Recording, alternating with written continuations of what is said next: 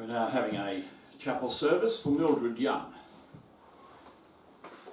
First, I would like to acknowledge the Gadigal people of the Eora Nation, who are the traditional custodians of this land.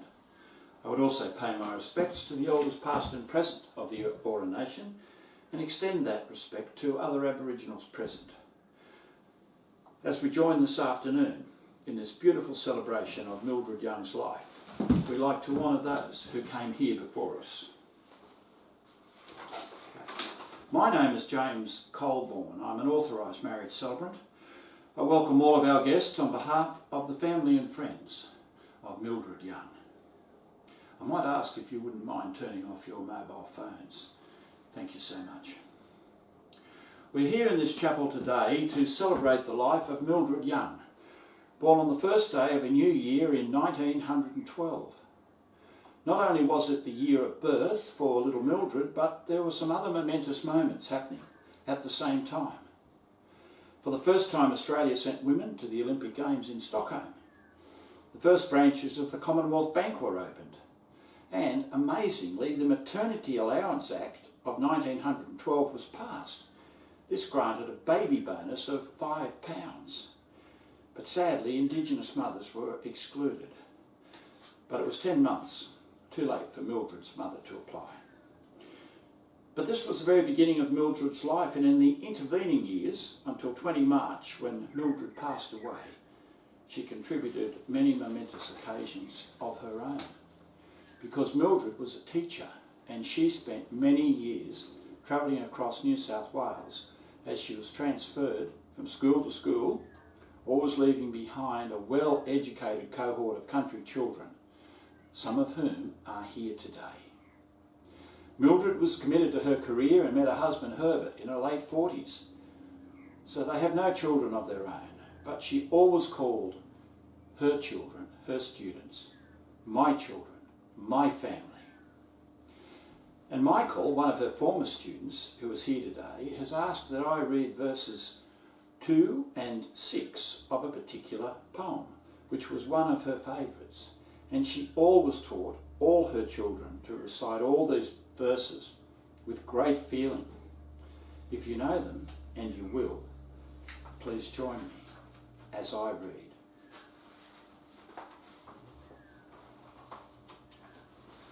The poem is My Country, written by Dorothea McKellar. I love a sunburnt country, a land of sweeping plains, of ragged mountain ranges, of droughts and flooding rains. I love her far horizons, I love her jewelled seas, her beauty and her terror, the wide brown land for me. An opal-hearted country, a wilful, lavish land. All you who have not loved her, you will not understand. Though earth holds many splendours wherever I may die, I know to what brown country my homing thoughts will fly. It's very fitting that Michael has brought this here today to share one of his strong memories, as well as Mildred's path through life. With her frequent moving from one place to another, she encountered all these aspects of our country. An opal-hearted country Mildred knew very well, as she taught at Lightning Ridge Primary School for 3 years, where the famous Australian black opals are still found today. And she saw droughts, mountain ranges, floods, and taught for some time at the Coastal School of Eden, which opened in 1857 and was well established when Mildred arrived in 1959, and where she enjoyed that jewel sea so close by.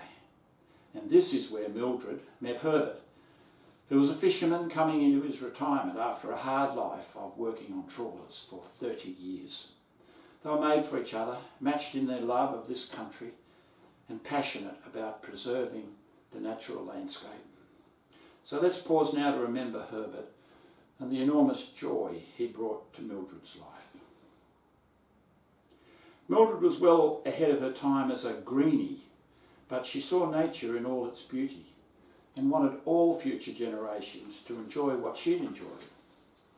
Her gathering together of volunteers to get rid of weeds from forests or plant natural grasses to shore up the dunes was famous, and I welcome the volunteers who came today to honour her memory. Sadly, her siblings have all departed before her, but she often spoke of her close family ties and the pleasures she found when inviting them to share yet another place in this great state and to put them to work, saving something green and important. So we're grieving for Mildred today and lamenting that she was so suddenly taken by an only recently detected cancer. But we are also celebrating an amazing life where education was her passion. Not only the environment, although I'm told that was foremost, but I'm told the 3 R's got a good workout too. No child left her classroom without a very good knowledge of their times tables or any incapacity in reading or writing. She took exceptional care to nurture every single child and attended to special needs wherever she found them. Her schools frequently had populations of Aboriginal children, and it seemed her deep love of nature found its spirit in these children, and they all did extremely well in her care. A friend found among her carefully stored papers a series of reports from senior officers in the Department of Education who had inspected her. From time to time, many comments lauding her capacity that she had to work with Indigenous communities. We are fortunate today. We are fortunate today to have a colleague from Eden Public School, and Jean wishes to read another poem that most of her students would be able to recite today still, as well as their timetables. So Jean, would you mind coming forward to read this beautiful poem that Mildred has inculcated in you all?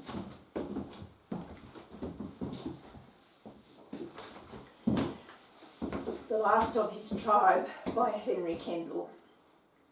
He crouches and buries his face on his knees and hides in the dark of his hair, for he cannot look up to the storm-smitten trees or think of the loneliness there, of the loss and the loneliness there.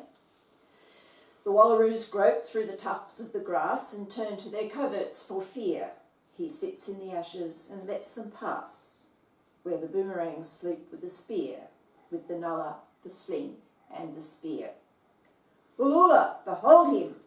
The thunder that breaks on the tops of the rocks with the rain, and the wind which drives up with the salt of the lakes, have made him a hunter again, a hunter and fisher again.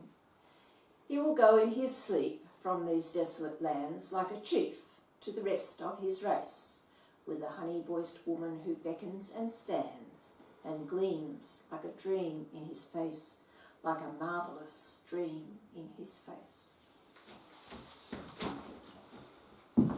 Thank you so much, Jean. That was just beautiful, full of imagery.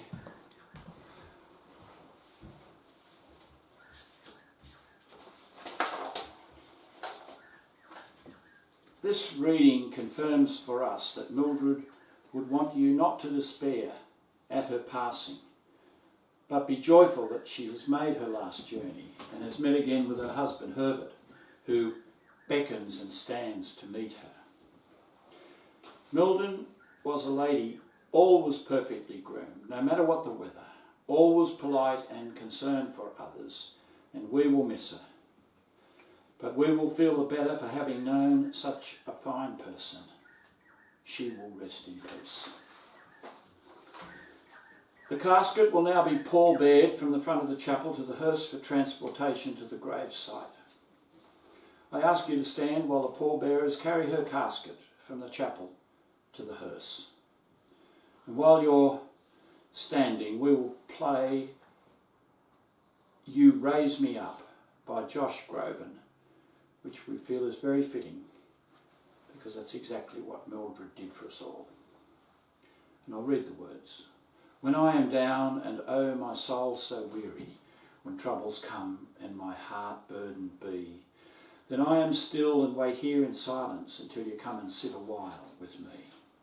You raise me up so I can stand on mountains. You raise me up to walk on stormy seas. I am strong when I am on your shoulders. You raise me up to more than I can be. You raise me up so I can stand on mountains. You raise me up to walk on stormy seas. I am strong when I am on your shoulders. You raise me up to more than I can be. There is no life without its hunger. Each restless heart beats so imperfectly. But when you come and I am filled with wonder, sometimes I think I glimpse eternity. You raise me up so I can stand on mountains. You raise me up to walk on stormy seas. I am strong when I am on your shoulders. You raise me up to more than I can be. You raise me up so I can stand on mountains. You raise me up to walk on stormy seas. I am strong when I am on your shoulders. You raise me up to more than I can be. You raise me up to more than I can be. And now at the burial, the committal. Committing Mildred Young to the earth as she wished is entirely fitting for a life lived honouring nature and the natural state. These words of Amelia Joseph Burr are very apt. I shall read them. Because I have loved life, I shall have no sorrow to die. I have set up my gladness on wings to be lost in the blue of the sky. Our regrets and sadness today can be turned to gladness that she came into our lives as we commit Mildred's body to the elements she loved.